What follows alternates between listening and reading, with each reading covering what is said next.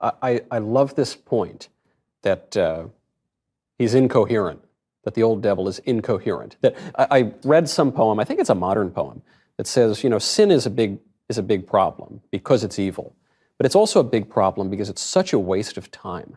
It's so incoherent. When you think of when you take the suffering out of it, and you just think of people committing any particular sin, it just doesn't make any sense, does it?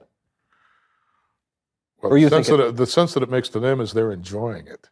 They're hedonistically deriving pleasure from the sin. And of course, we all, have the same pleasure mechanisms. Yep. So we're all tempted to commit sin, but we've got to keep a lid on it. There have to be limits. Okay, and what I'm worried about is that now Satan controls the world, and there are certain people involved in running things who don't have those limits. Well, they're so rich, they're so, powerful that they don't need those limits anymore. So they've more or less thrown them off.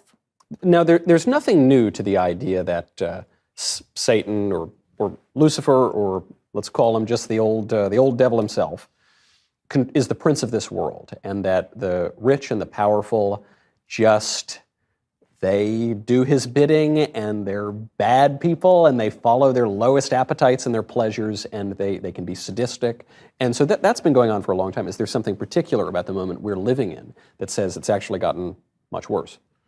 Yes, that is, we've had so many technological advancements that now the technology of surveillance and coercion are such, and these people are so rich, they're like black holes gravitating all the money to themselves, that they're unstoppable, okay? And because they're unstoppable, because they actually run everything, okay, we are endangered by them now.